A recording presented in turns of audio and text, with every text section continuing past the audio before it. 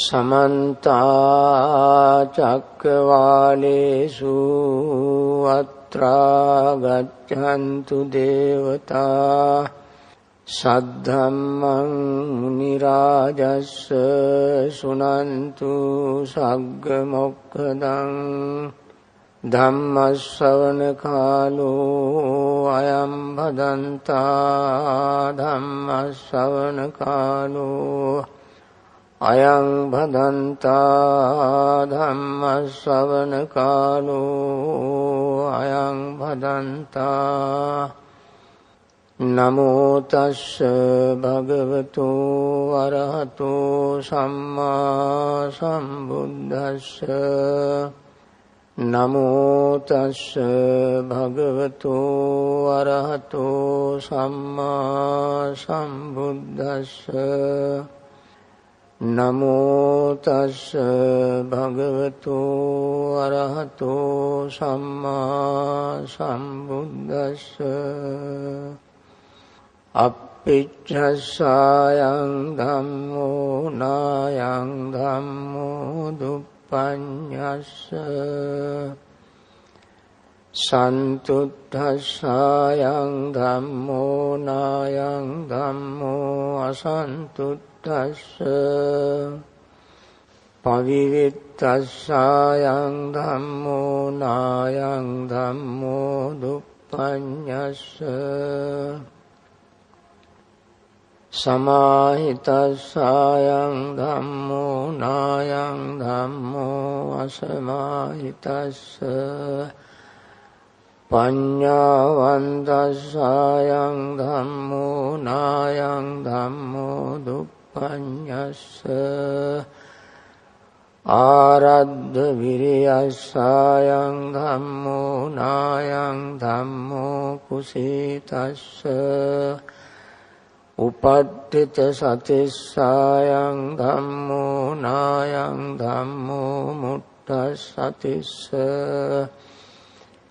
nippapañcārāmassayang dhammo nippapañcaratino nayang dhammo papañcārāmassa papañcaratinoti.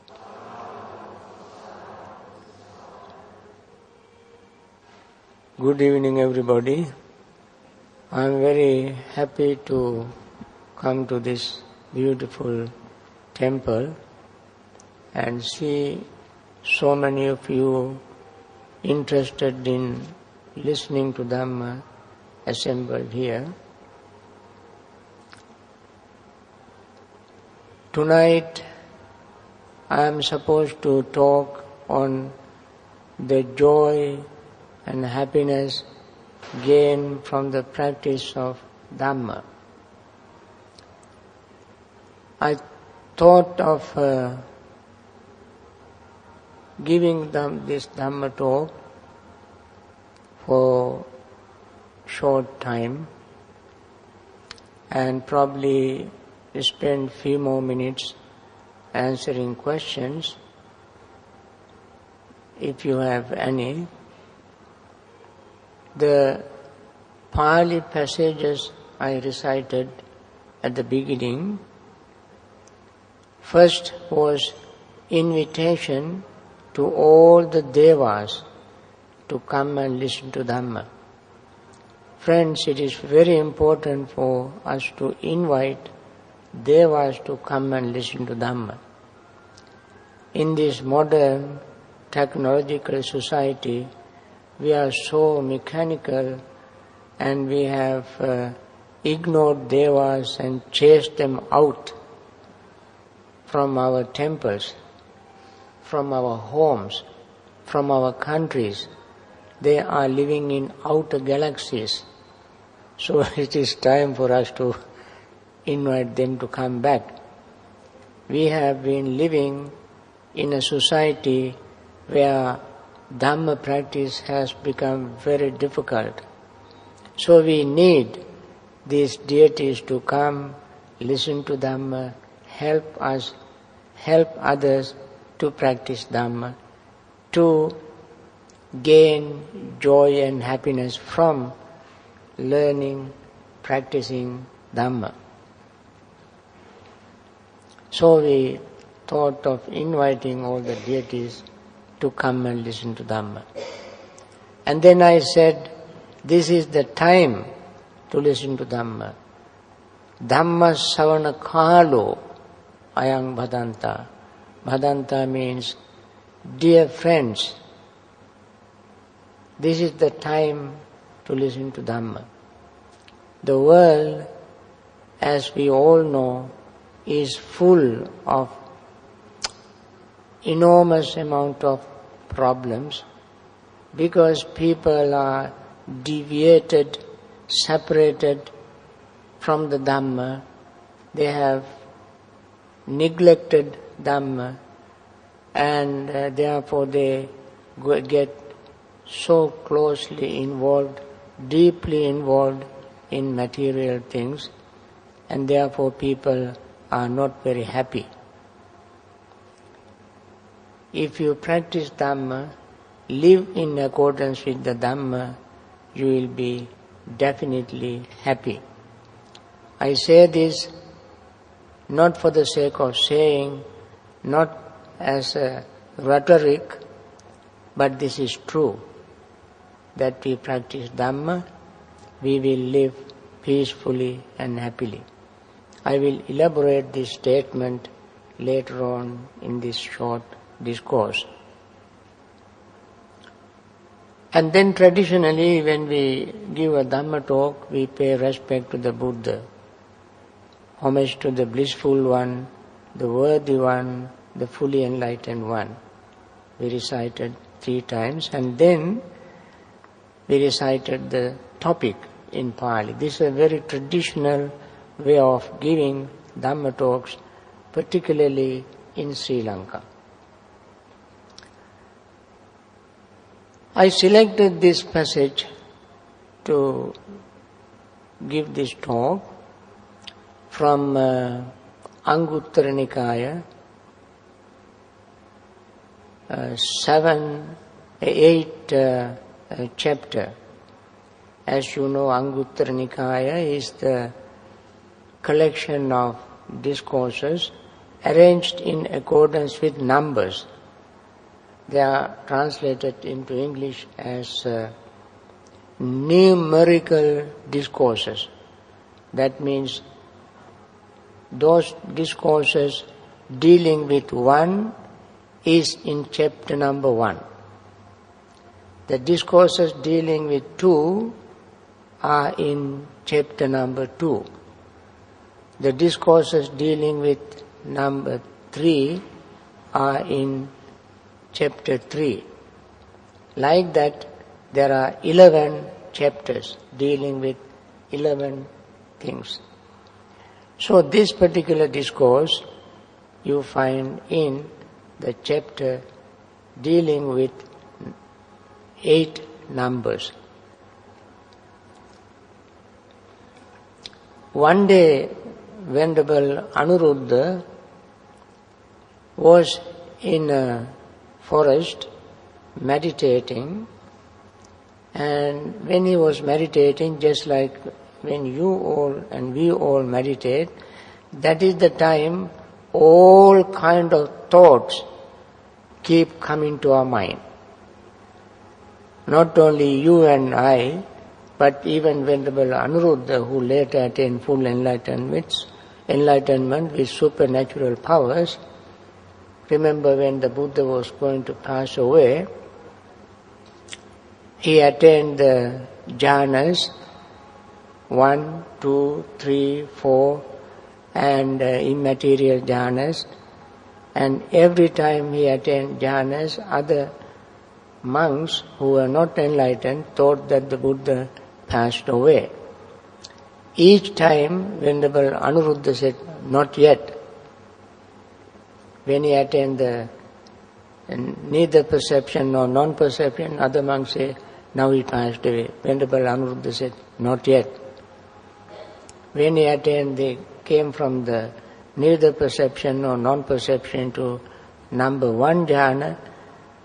Other monks said that he attained, that he passed away. Venerable Anuruddha said, not yet.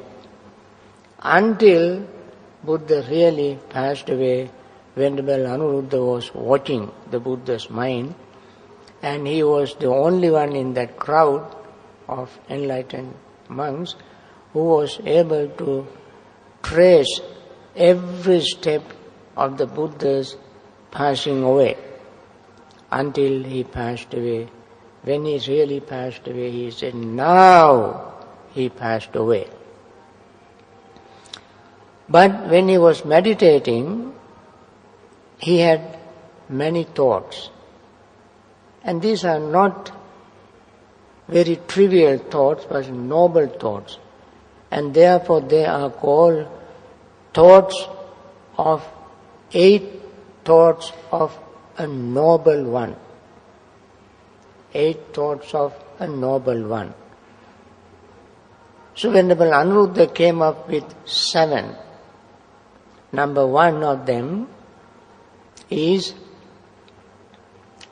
this Dhamma is for one who wants little, not for one who wants too much.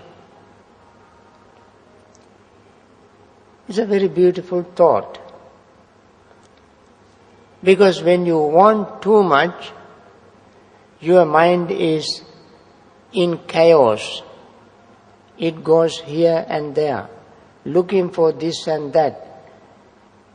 It is called in Pali, porno bhavika, becoming again and again, going from object to object, looking for objects to please your senses, eyes, ears, nose, tongue, body and mind. That is the nature of wanting too much. When you want too much, you want to please your eyes, please your nose, tongue, ear, body and mind. So mind is not settled down. So long as the mind is not settled down, you cannot understand the Dhamma. So mind must settle down. And moreover, when the mind is looking for various new places, new grounds, then you become agitated, excited, and cannot gain concentration. Second thought that occurred to him, this Dhamma is for one who is contented, not one who is discontented. Contentment is becoming happy, glad with what you have, rather than becoming greedy. When we are not satisfied with what we have, then we become covetous. Covetousness is becoming greedy for things that belong to somebody else. Seeing something somebody has, we think, this is nice, I wish I have this. Somebody has an expensive car, you might think, gee, this is a beautiful car, expensive car, I wish I have that. Somebody has a beautiful house, something, then you might think, gee, I like to have this. That kind of wish, desire is called covetousness. When we are not contented, we always become covetous. Such a person cannot understand Dhamma, because mind is not settled down. And then the third thought he had was, this Dhamma is for one who likes solitude, not a one who likes company, society, being with people. I noticed it very clearly because I live in a forest for the last 20 years, and I realize how peaceful that place is, how quiet it is, how easy for me to contemplate on Dhamma, practice meditation, when we are in society with crowds of people. We always get involved in all kinds of talks, gossip, chatters, talking mostly nonsense, and so forth. And that way we waste a lot of time, energy, and we will not be able to understand Dhamma, because the mind is so preoccupied with various kind of unnecessary talks. Particularly gossip. The Pali word for gossip is sampapalapa. Sampapalapa. When you hear the word, you can guess the meaning. It is just blah, blah, blah, blah, blah, blah, blah. So Pali word is sampapalapa. And that's what we like, that's what we do, and that's what we enjoy. And so long as we are in that kind of conversations, we cannot understand Dhamma. So Venerable Anuruddha thought, this Dhamma can be understood by one who loves solitude. Solitude can be three types. They are called kaya viveka, chitta viveka, and upadi viveka. Kaya viveka means separating physically from hustle, bustle, busy activities, separating from societies, from people, living alone under a tree, in a cave, in a forest, some quiet solitary place. That is we call kaya viveka. Kaya means body, something physical. Viveka means solitude. Chitta viveka is the second. That is liberating mind temporarily from hindrances. Hindrances are greed, hatred, restlessness and worry, sleepiness and drowsiness, and doubts. These are called hindrances. Freeing the mind from these is called chitta viveka. We can liberate the mind from these 5 hindrances by attaining jhanas. When we attain jhanas, the mind temporarily becomes free from these hindrances.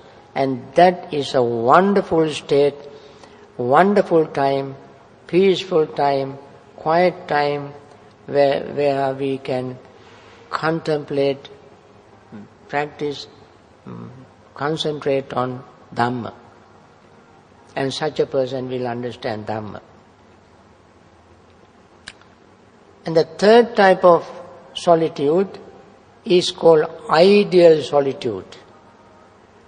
Ideal solitude means without a second with you, without any second, you are the only one. That means so long as we have a greed, hatred and delusion in our mind, we have a companion. Greed is a companion, hatred is a companion, delusion is a companion. We may be separated from physical things, we also may be separated temporarily from hindrances, but still we will have in our mind these types of mental impurities. These mental impurities are called the second that lives with us. So long as they are there, we do not understand Dhamma properly. So this is the thought that Venerable Anuruddha has. Then he thought, the fourth kind of thought was the thought that this Dhamma can be understood by one who gain mindfulness, who has mindfulness. This Dhamma cannot be understood by one who does not gain mindfulness. Why? When you are mindful, you are alert, you are very sharp, clear, and you see things happening exactly as they are happening. That is the function of mindfulness, job of mindfulness. When we are mindful, we experience things exactly as they are, without any distortion. In mindfulness practice, we become aware of things without perception, without concept. Sometimes in my writing, I use a term called preconceptual awareness. Preconceptual awareness. When you have concepts, ideas, words, labels, you will not see the truth. Concept, ideas, labels will block the truth. So you got to remove all these concepts, ideas, labels in order to see bare truth. So when we are mindful, we see the truth. So Venerable Anuruddha had this thought. He thought this Dhamma can be understood by one who does not use ideas, labels, concepts and see things with mindfulness. This is a big subject. Then the next thought he had was, this Dhamma can be understood by one who has concentration, not one who does not have concentration. That also is very true, friends. Even children, as we all have been children, as we all have gone through our education system, we cannot learn anything without paying attention, without gaining concentration. When you have good concentration, our understanding is very clear, and what we learn will stay in our mind. The Dhamma is particularly important, and we need the concentration to learn Dhamma. So Venerable Anuruddha thought, this Dhamma can be understood by one who gains concentration, not one who does not gain concentration. Then number 7, Venerable Anuruddha had was, this Dhamma is for the wise, not for the unwise. Panyavantasayan Dhammo, Nayan Dhammo, Duppanyasa. This Dhamma is for the wise, not for the unwise. That is why when we describe the Dhamma, it says, Pacchattam vedi tabbo vinyuhi. I think you recite this passage in Pali. Pacchattam vedi tabbo vinyuhi. The Dhamma is to be realized individually by wise individuals, not unwise individuals. Unwise person does not understand Dhamma. Among these 6 billion people in the world, there are only a very handful of people who are wise. And they are the ones who understand Dhamma. Not all the 6 billion people. So we don't go by numbers. Buddhism can be understood by intellectual, wise individuals. So Venerable Anuruddha's thinking was very clear, very true, perfect. Only the wise person can understand the Dhamma. With this 7th thought, when he was sitting, then Buddha, sitting in Pubbarama, in his own monastery, read Venerable Anuruddha's thoughts with his own supernatural mind. And he thought, this is a wonderful opportunity for me to go and talk to Anuruddha. And Buddha immediately disappeared from the place where he was and reappeared in front of Venerable Anuruddha. This is one of the Buddha's miracles. Buddha normally did not perform miracles for anything cheap, just to show off, just to impress people, just to make people believe, in order to convert people to his teaching. He performed miracle very rarely, on very special occasions, only to teach Dhamma. Therefore it is called Desana Patihariya. The best miracle the Buddha has recommended us to perform is to teach Dhamma and convert the vicious, wicked, criminal into saintly, wholesome, noble person. That is the miracle. So at that time, when the Buddha read Venerable Anuruddha's thoughts, not Venerable Anuruddha was wicked or vicious, but Buddha wanted to teach Anuruddha the complete set of noble person's thoughts. 8 thoughts of a noble person. Venerable Anuruddha had only 7 of these thoughts. So Buddha appeared before him and he gave him another noble thought of a noble person, to make it a list of 8.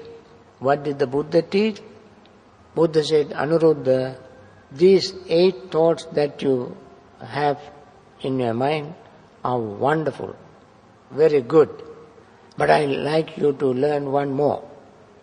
That is, this Dhamma is not for one who is infatuated with worldly pleasures, but for one who is not infatuated with worldly pleasures. Now the word used here is papancha. I think those who have studied Pali, read Buddhist literature, might have come across this word, papancha. This is a very big word, loaded with heavy, deep meanings. Papancha. This is called conceptual proliferations. When the mind is full of conceptual proliferation, we cannot understand Dhamma. The mind should be free from the conceptual proliferation. That is why I said the practice of mindfulness should be done without concepts, labels, ideas, words. So, having mentioned these 8 thoughts of a noble person, what I am trying to drive at is the topic that you have suggested me to talk about. That is, how can we be full of joy, happiness through the practice of Dhamma? I have not forgotten the topic, but I want to first give you the background and then come to the conclusion. So Buddha said, when somebody has these 8 kinds of thoughts, that individual can practice meditation, gain jhanas, 1st, 2nd, 3rd and 4th. First jhana is the jhana. Jhana means deeply concentrated state of mind, free from 5 hindrances. The second jhana is the state of concentration without thoughts.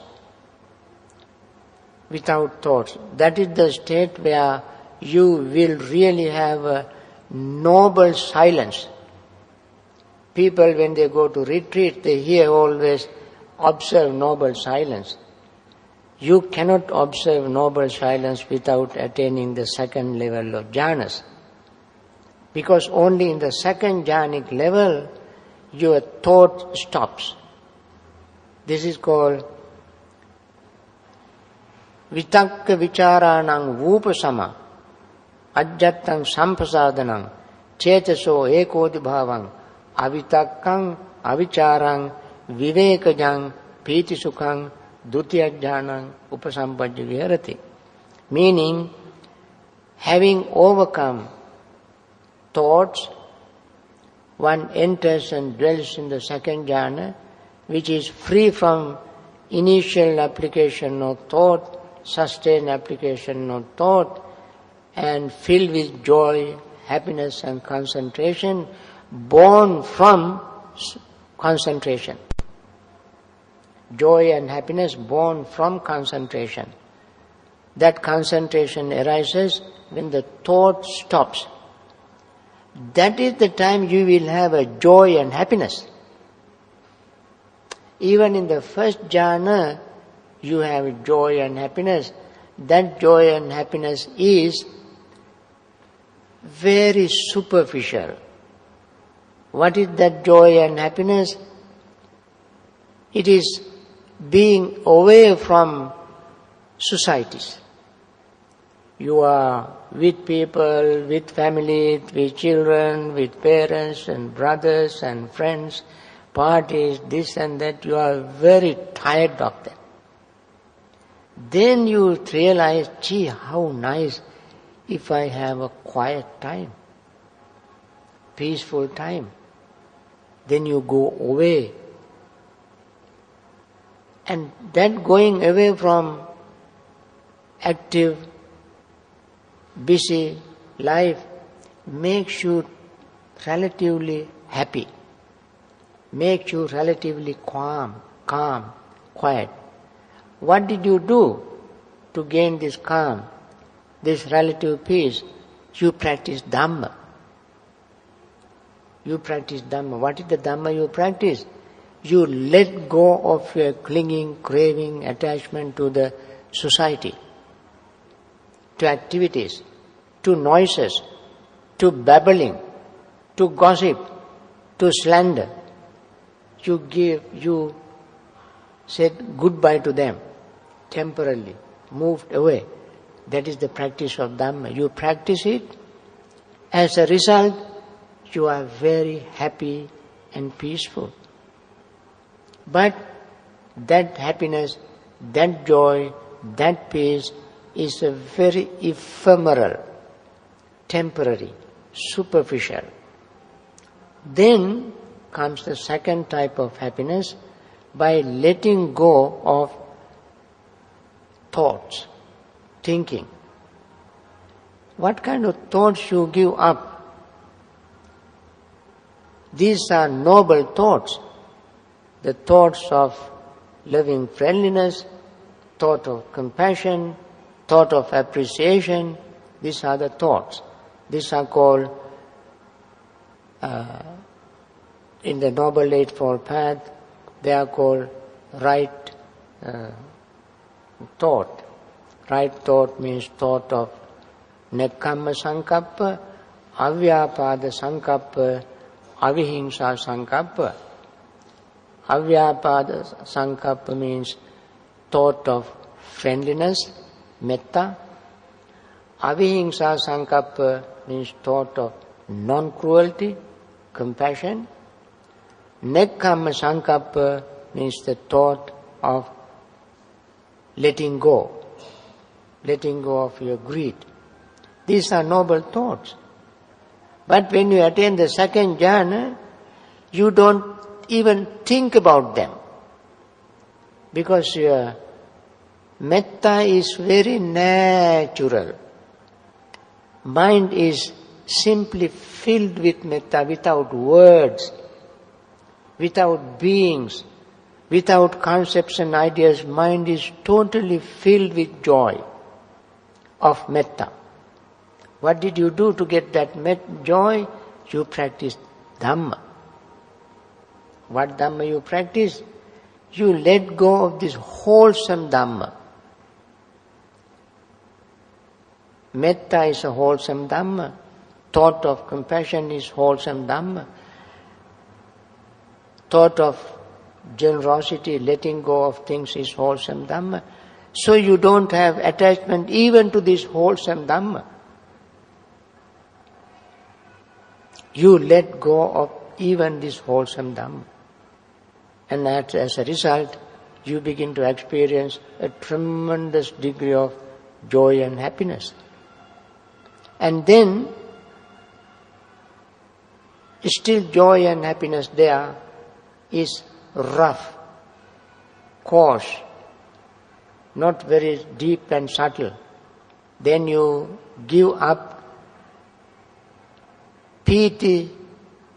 Piti means pleasure, thought of pleasure, experience of pleasure. That is the third jhana. You give that up and attain the third jhana, then you will have equanimity and happiness you experience physically. This is called sukhancha kayena patisangvedeti yantang arya achikkanti upekkako satima sukha vihariti tatya jhanam upasampadya viharati. You give up the joy that arises from the second jhana and get very deep, subtle, profound happiness. What did you do to gain that happiness? You practice Dhamma. And even that is not very subtle and deep. Then you give up even that and attain the fourth jhana.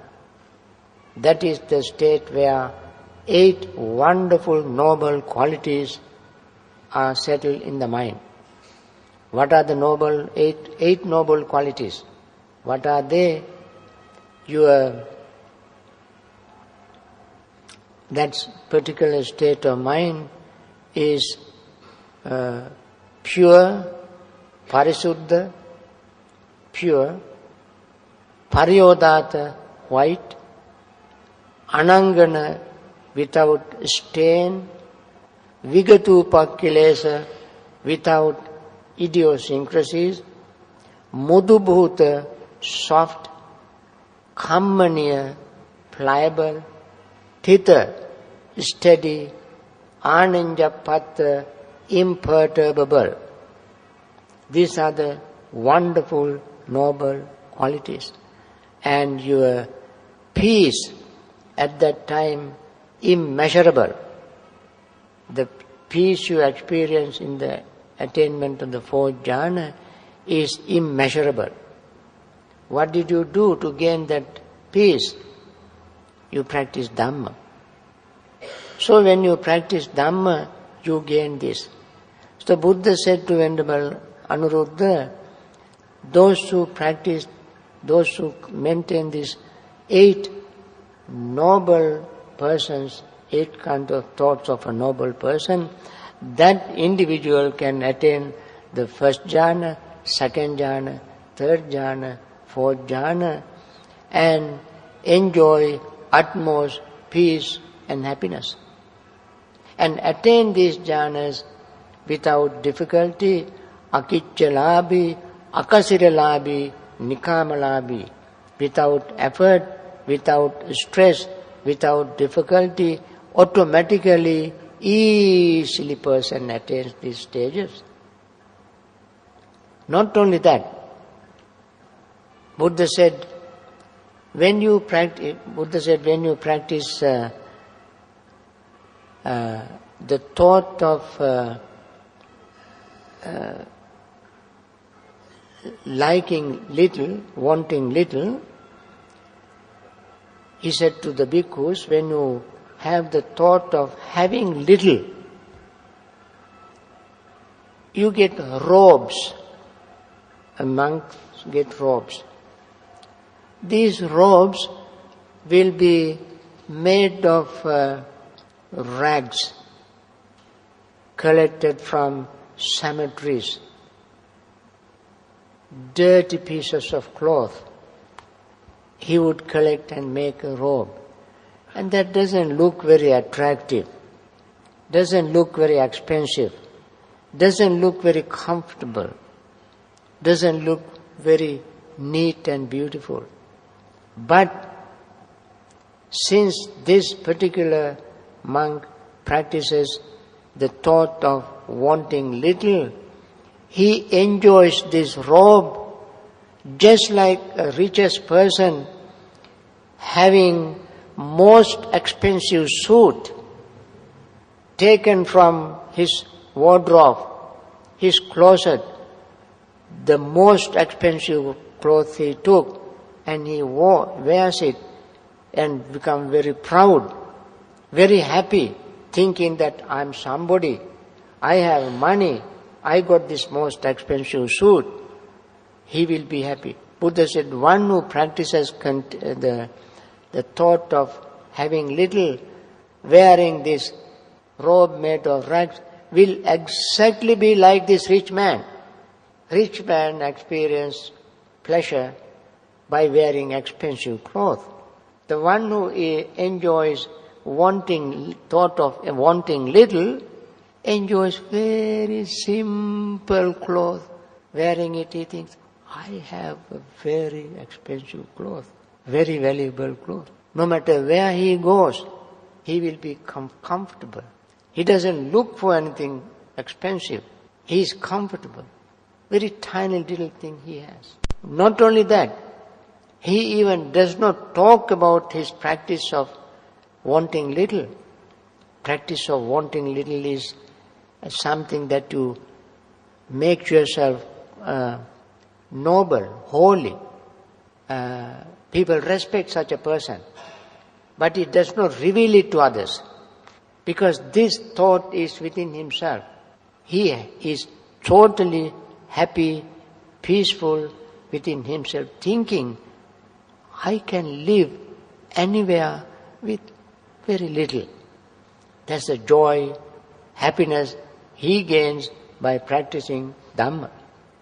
Similarly, when he goes on alms round, he gets very poor food, not even salt, not tasty, not spicy, just very bland food he gets. Then he comes and eats, just like a rich person going to a selected most expensive restaurant, spending thousands of dollars. He buys food, very greasy, salty, oily, fat food. He eats thinking that this is delicious food. This monk who wants very little and happy with little goes out, gets this food bland, no salt, no spices, no taste, but he enjoys that food. He does not demand expensive, delicious food. He is happy. What did he do? He practiced Dhamma. Similarly, he gets shelter, place to sit, place to sleep, place to protect himself from sun, rain, cold, wind. It is very shabby. Cave, a tree under tree, cemetery, very simple place he gets. And he enjoys it, thinking, the whole area is open to me. I don't have to worry about arranging furniture.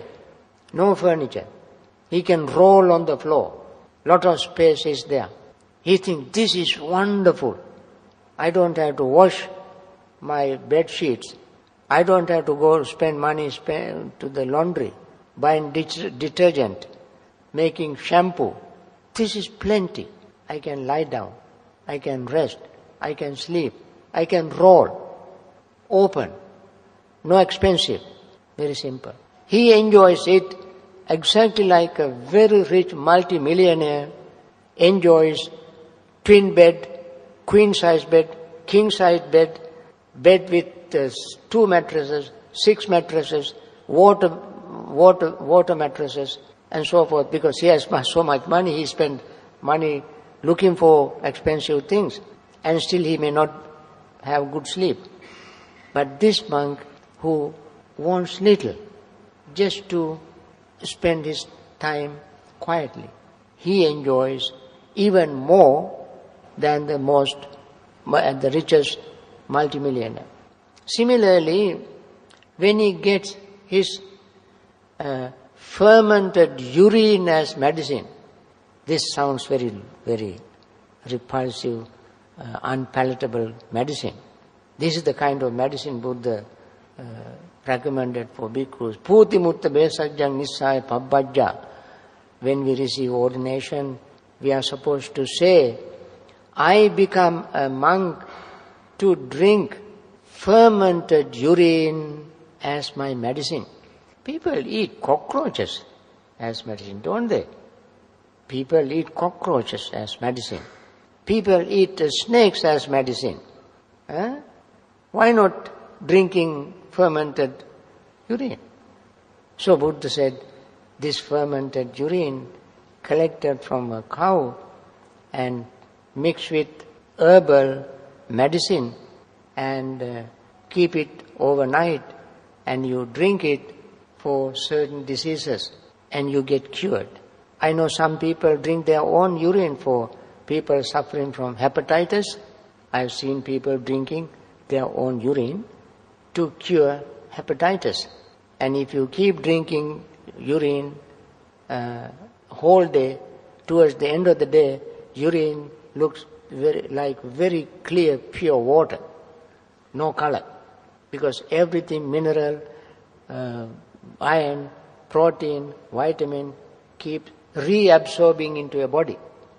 Anyway, a monk who becomes a monk with this thought of wanting little can drink fermented urine as medicine, just like multimillionaire going to a hospital, expensive hospital, VIP wards with 20 nurses, all kind of modern medicine, IVs here, one tube in the nose, one tube in the urinary tract, another tube somewhere, and massages and morphine and this and that, whole day oxygen, this and that is given to him, and still he is suffering. But this monk wants very little to get cured and is very happy. He gets cured.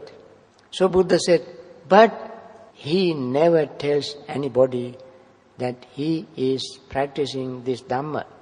All inside, in his mind, he keeps to himself.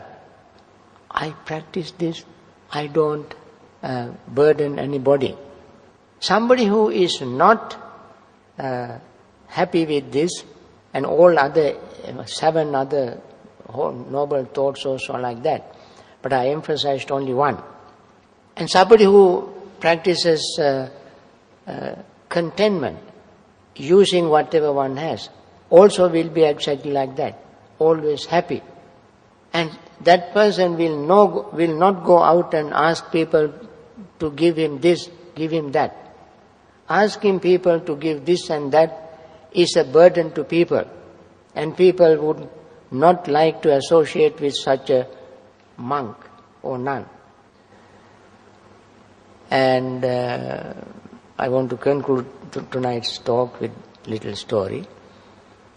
There was a whole group of monks who went to forest to meditate. But when they were meditating, a whole bunch of birds, large school or herd of birds, came and made noise. Chip, chip, chip, chip, chip, chip, they made noise. And these monks could not meditate. They tried and for weeks they tried, they could not meditate. How can you meditate when the birds are chirping all the time? So they all went to the Buddha and complained and said, Venerable sir, we cannot meditate there. Buddha said, I give you a mantra. What is the mantra? You go 3 times a day, morning, noon and evening. Simply ask these birds, birds, please give me a little feather. You go and tell in the morning. Afternoon you all go and tell birds, please give me a feather. Evening go and tell birds, please give me a feather. You keep asking these birds one single feather 3 times a day. These monks went and started asking these birds to give them a feather. In 1 week, all the birds disappeared. Because these monks kept on bothering them, asking them something. And even the birds didn't like that. They flew away. So the Buddha said, if you are content with whatever you have, you will not bother people. And people will not run away from you. People come close to you. So, there's a very beautiful statement in Udana. I mentioned these are like a diamond, very pithy statements. There Buddha said, Ko atto udapanena apache sabbatasiyong tanhakkhayo mulato chetva kissa pariyesanang chare. If water is available anytime, what is the use of a well? What is the use of a well if water is available anywhere, anytime? Similarly, tanhakkhayo mulato chetva kissa pariyesanang chare. When the craving is completely eliminated, why should we search for anything? When the craving is completely eliminated, what should we search for? There's nothing to search. We search and research again and again so long as we have a desire. When there is no desire, there is no search. So, that is the ultimate joy, pleasure, happiness we gain by practicing Dhamma. So friends, Dhamma practice is a wonderful thing that makes us always peaceful and happy. Why? Dhamma is always there to protect us, to guard us, secure us. When we do not practice, we always have fear. I give you some very simple, mundane, ordinary example. Suppose you hurt someone, directly or indirectly, deliberately or unintentionally. You hurt somebody. And the person whom you hurt will be very upset, disappointed, angry, and conceive grudge. That person always is looking for an opportunity to hurt you doubly hard, to make you more painful. Do you feel secure? No. Any given moment, any opportunity, this person will do something to hurt you. So you are not secure. That means you are not practicing Dhamma. Suppose you do not hurt anybody in your thoughts, words, deeds, intentionally or unintentionally, deliberately or not deliberately, you do not hurt anybody. You remain really honest, honestly you live your life without hurting anybody. Is there any reason for you to be afraid of anybody? Because you have no enemy. You feel secure, safe. So Buddha said, one who protects others get protection from them. One who protects oneself protects others. You protect your own mind from greed, hatred and delusion. Thereby you protect others from greed, hatred and delusion, and you will have no reason to have fear. So you move around, go wherever you go with confidence, with inner contentment, peace and happiness. So friends, this is, I think, enough as a little Dhamma talk tonight. And as I promised at the beginning, if you have question, please ask me a question. I can spend another 10 minutes answering questions. Brothers and sisters, this is the opportunity for you now to ask any questions, to clear any doubts that you might have in your mind. Bhante said earlier, before the start of the talk, that we should invite devas to participate in the learning of the Dharma, so that devas could help us practice the Dhamma. Uh-huh. Why is that so? Uh-huh. Thank you. You heard the question. She asked, I invited devas to come and listen to Dhamma, and how the devas coming and protecting us to practice Dhamma, right? According to the Buddha's teaching in Ratana Sutta, you know Ratana Sutta?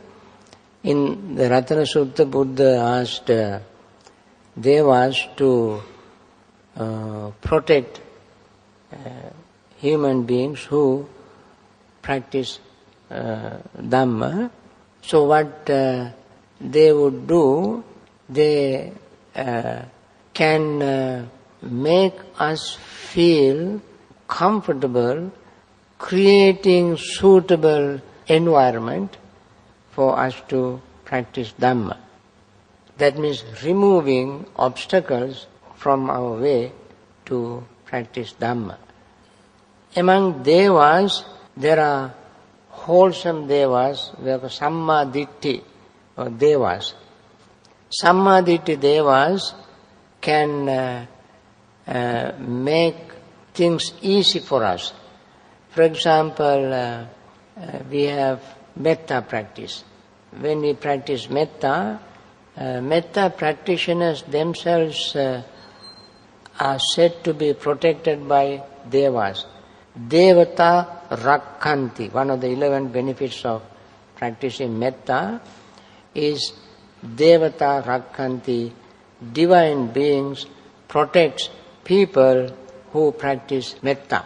When we are protected by the devas because of our own metta practice, then our life becomes very smooth and our metta practice becomes smooth, and then our mind becomes calm, relaxed and peaceful. So all are related. First we practice metta, and then deities protect us, giving us additional encouragements, additional support to practice more metta. That is how deities help us to practice Dhamma. Yeah. Mm-hmm. Okay, in our daily life, her question is, in our daily life we come across people who hurt us. And that makes our life very difficult. And how can we deal with such persons? Even can protect ourselves. Right. You know, this is very good example of practicing Dhamma. We must understand, a lot of things we have to understand in order to deal with kind of situation. One is that this samsara is repetition of birth and death.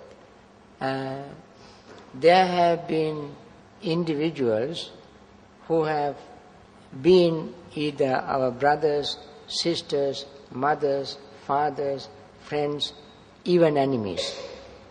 That is the nature of samsara. In samsara, we have come across all kinds of, not only this life, many lives before, you yourself must have done something to somebody, and now you don't know what you have done. And now you come across somebody without hurting that person, you get hurt from that person. You don't know. That is one thing we got to remember when we encounter people like this. Second thing we must remember, that these individuals exist for us to practice Dhamma, because they always give us an opportunity to practice metta, practice patience, practice understanding. Without them, our life is boring. And they create opportunities for us to practice metta, practice compassion, practice patience, practice mindfulness, practice concentration. If they are not there, we simply go about doing our things without having a chance to practice these things. That is the second way of looking at situation like this. If in every person's life there must have been someone who has done something to hurt the person. If that person think, this is a friend of mine, this is a person who reminds me to practice Dhamma. And also, thirdly, we must think, even the Buddha, who was so perfect, embodiment of wisdom and compassion, had enemies. Devadatta, Chincha, Magandhya, and so forth. Here, Sunakatta, they were living with Buddha, never learned Dhamma. Buddha was teaching Dhamma to everybody. He was Purush Dhammasarati, he was a trainer of the trainable. And still these people were his enemies. Buddha was never being affected. Why? He was like us in samsara. He practiced all these patience, 10 perfections, and learned how to deal with these things. When we this is another way of thinking it, because even the Buddha had some enemies. So how much more enemies we may have? We are not even million miles close to the Buddhahood. And therefore, when we have someone who does something to hurt us, we should not get upset, disappointed, emotional. We must think this is the nature of life. So these are the three ways of dealing with it. One is thinking of samsara. Second is thinking of your own doing something to somebody in the previous life without knowing. Third is thinking of the Buddha. And the fourth actually is thinking that this is my friend who reminds me to practice Dhamma. You know, you have heard this very famous meditation teacher, what's his name? I just forgot his name. Perhaps if you remember when I tell the story, you can tell me the story. There was a man in his meditation center. He was almost a rotten person. His words are very hurting. He does not do any work. He was always creating trouble. He gets in everybody's way, a lot of problems. So everybody hated him. And finally, everybody hated him, and therefore he could not stay there. Finally, he left. Then everybody was very happy. Then the meditation teacher found out why they all were happy. They said, so and so left. Did he leave? Where did he go? They said, we don't know. So he sent a search party to find him and said, "You come and stay here, I pay you." I pay you to come and stay here. Now everybody hated him, but the teacher wanted him to be there on a salary. Why? Because he thought he actually was there to teach everybody how to practice mindfulness, how to practice patience, how to practice compassion, metta. Now when he is gone, there was nobody to remind them to practice metta. So, you remember the name of the Guru? You may not remember. Never mind, you will come across the name later on. So, even if there were no such a person, I think the story gives us a message. So, I would not worry about if you ask everybody's life had person like that to hurt them. So we have to take it in a very positive way, wholesome way. Sadhu, sadhu, sadhu.